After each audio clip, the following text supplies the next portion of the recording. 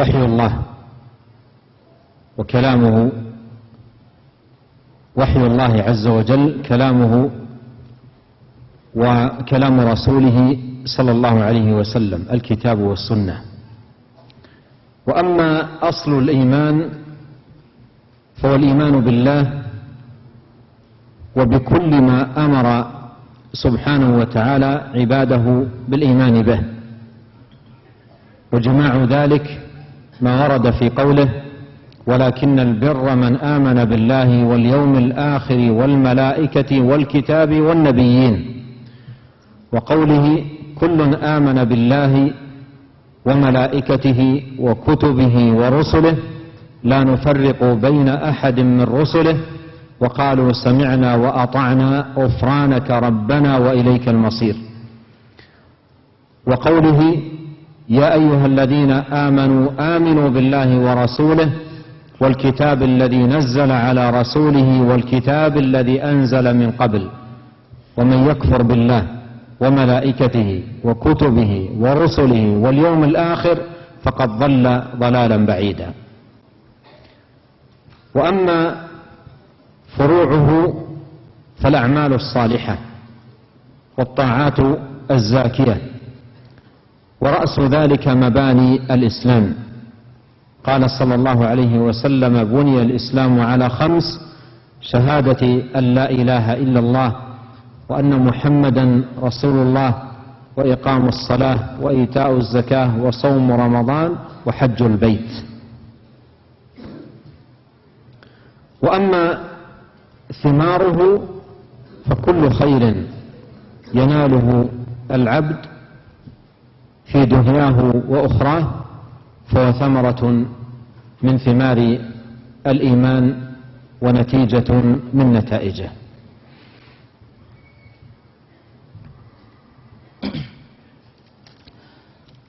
Dan kemudian di sana yang patut kita perhatikan bahwa bagian-bagian korma itu ada akarnya, ada batangnya, dan juga ada buahnya. Dan adapun siraman iman yang sudah disampaikan tadi bahwa siraman iman adalah berupa wahyu Allah Subhanahu wa taala atau perkataan Allah Subhanahu wa taala serta perkataan Rasulnya sallallahu alaihi wasallam, dengan kata lain adalah Alkitab dan As-Sunnah. Maka ini ibarat air. Maka air yang menyirami iman itu adalah tidak lain adalah wahyu. Perumpamaan wahyu dari Allah Subhanahu wa taala ataupun perkataan Allah dan perkataan Rasulnya sallallahu alaihi wasallam, dengan kata lain adalah Alkitab dan Sunnah. Adapun akar daripada iman adalah iman kepada Allah Subhanahu wa taala. Iman kepada Allah Subhanahu wa taala dan kepada apa saja yang Allah perintahkan untuk diimani oleh kita semua. Dan itu semuanya terkumpul secara globalnya adalah dalam firman Allah Subhanahu wa taala yang artinya, tetapi kebaikan itu adalah seorang yang beriman kepada Allah dan beriman kepada kitabnya, kepada malaikat-malaikatnya, dan kepada hari akhir. Dan juga dalam firman-Nya yang lainnya Allah Subhanahu wa taala mengatakan yang artinya semuanya beriman kepada Allah, kepada malaikat-malaikatnya, kepada kitab-kitabnya, kepada para rasulnya. Kemudian juga Allah Subhanahu wa taala mengatakan yang artinya wahai orang-orang yang beriman, berimanlah kalian kepada Allah Subhanahu wa taala dan kepada kitabnya yang Allah turunkan kepada rasulnya, yakni Muhammad sallallahu alaihi wasallam, dan kepada kitab yang Allah turunkan sebelumnya. Dan barang siapa yang kufur kepada Allah Subhanahu wa taala dan juga kepada hari akhir, maka dia telah tersesat dengan kesesatan yang jauh. Adapun cabang daripada keimanan tidak lain adalah berupa amal-amal soleh. Dan pokok-pokok daripada amalan soleh itu terangkum dalam al-Islam, yang rukun-rukunnya sebagaimana dijelaskan oleh Nabi SAW dalam sabdanya yang artinya Islam itu dibangun di atas 5 perkara, yaitu persaksian bahwasanya tidak ada sembahan yang hak kecuali Allah, dan bahwasanya Muhammad adalah utusan Allah. Kemudian mendirikan salat, menunaikan zakat, berhaji ke Baitul Haram, dan juga berpuasa di bulan Ramadan. Ini adalah merupakan rukun ataupun pokok-pokok daripada amal-amal saleh tersebut yang terangkum di dalam al-Islam. Adapun buahnya daripada keimanan itu adalah segala bentuk kebaikan yang diraih oleh seorang hamba, baik di kehidupannya di dunia maupun di kehidupannya di akhirat. Maka semua kebaikan itu adalah merupakan buah daripada keimanan ataupun hasil daripada keimanannya. As'alullah al-Karim Rabbal 'Arsyil 'Azim بأسمائه الحسنى وصفاته العليا أن يزيننا أجمعين بزينة الإيمان، وأن يجعلنا هداة مهتدين، وأن يصلح لنا شأننا كله، وأن لا يكلنا إلى أنفسنا طرفة عين. اللهم أصلح لنا ديننا الذي هو عصمة أمرنا، وأصلح لنا دنيانا التي فيها معاشنا، وأصلح لنا آخرتنا التي فيها معادنا، واجعل الحياة زيادة لنا في كل خير، والموت راحة لنا من كل شر. اللهم إنا نسألك الثبات في الأمر والعزيمة على الرشد، ونسألك موجبات رحمتك وعزائم مغفرتك، ونسألك شكر نعمتك وحسن عبادتك، ونسألك قلبا سليما ولسانا صادقا، ونسألك من خير ما تعلم، ونعوذ بك من شر ما تعلم، ونستغفرك مما تعلم، إنك أنت علام الغيوب. اللهم آت نفوسنا تقواها وزكها أنت خير من زكاها، أنت وليها ومولاها. اللهم إنا نسألك حبك وحب من يحبك، والعمل الذي يقربنا إلى حبك. اللهم اغفر لنا ولوالدينا ولمشايخنا وللمسلمين والمسلمات والمؤمنين والمؤمنات الأحياء منهم والأموات. اللهم اغفر لنا ما قدمنا وما أخرنا وما أسررنا وما أعلنا وما أنت أعلم به منا. أنت المقدم وأنت المؤخر، لا إله إلا أنت. ربنا آتنا في الدنيا حسنة وفي الآخرة حسنة وقنا عذاب النار. وآخر دعوانا أن الحمد لله رب العالمين، وصلى الله وسلم وبارك وأنعم على عبده ورسوله نبينا محمد وآله وصحبه أجمعين. Kemudian beliau menutup ceramah beliau pada kesempatan pagi yang berbahagia ini dengan rangkaian doa-doa yang mudah-mudahan Allah Subhanahu wa taala mengabulkannya untuk kita semua. Ya, di situ banyak sekali doa yang beliau berikan atau yang beliau ucapkan. Di antaranya di situ beliau berdoa agar Allah Subhanahu wa taala menghiasi hati kita dengan hiasan keimanan dan menjadikan kita tergolong ke dalam orang-orang yang dapat memberi petunjuk dan diberi petunjuk. Kemudian juga doa di antaranya yang beliau ucapkan adalah beliau memohon kepada Allah Subhanahu wa taala semoga Allah Subhanahu wa taala dapat memperbaiki agama kita yang itu merupakan pegangan dan pedoman kita, dan kemudian juga memohon kepada Allah agar memperbaiki kehidupan kita di dunia dan juga memperbaiki kehidupan kita di akhirat, dan menjadikan segala masa kehidupan kita ini dengan kebaikan dan menutup dari segala keburukan. Dan juga dan beliau juga diantaranya berdoa agar Allah Subhanahu wa taala menetapkan dan meneguhkan kita semuanya di atas agamanya.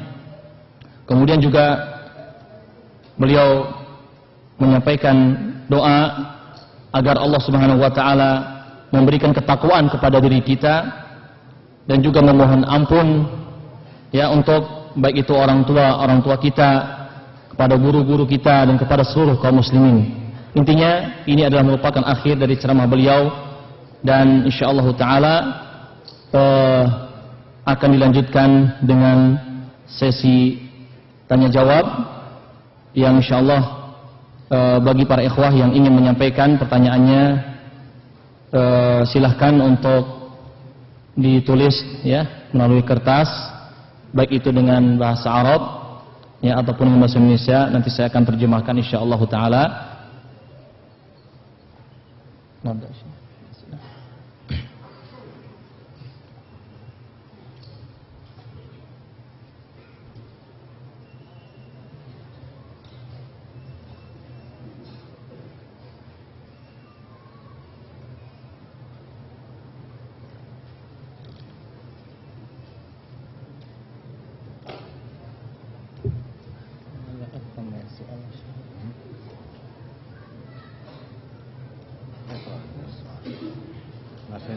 كيف نطابق بين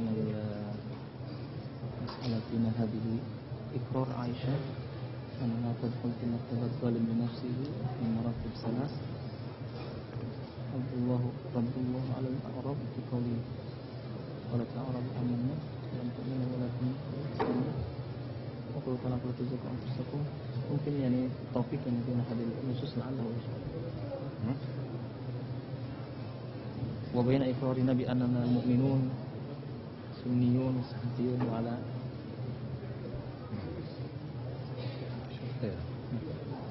تجيب عن هذا شيء؟ ما هو واقع. ها؟ غير واقع. اقرأ إلى هنا. ها؟ اقرأ إلى هنا. إلى هنا. Baik. Di sini ada pertanyaan. Saya terjemahkan dulu dalam bahasa Indonesia pertanyaannya. Bagaimana kita mengkompromikan beberapa nas berikut ini? Yang pertama adalah pernyataan Aisyah radhiyallahu ta'ala anha bahwa ia tergolong atau masuk ke dalam tingkatan zalim li nafsihi di antara tiga tingkatan yang sudah dijelaskan di dalam ceramah tadi. Kemudian nas dalam Al-Quran di mana Allah Subhanahu wa taala menyanggah orang-orang Arab ketika orang-orang Arab mengatakan kami beriman, lalu disanggah di situ dengan mengatakan qul lam tu'minu walakin qulu aslamna. Katakanlah kalian belum beriman, tetapi katakanlah kami telah Islam. Dan juga nas yang lainnya dari firman Allah Subhanahu wa taala, fala tuzakku anfusakum. Maka di sini mungkin maksudnya adalah bagaimana mengkompromikan di antara nas-nas tersebut. Kita dengarkan nanti jawaban dari Syekh. Fadilatul Syekh hafizahullah, kaifa nutabiq baina هذه المسألة. أولا إقرار عائشة رضي الله عنها أنها تدخل في مرتبة ظالم لنفسه من مراتب الثلاث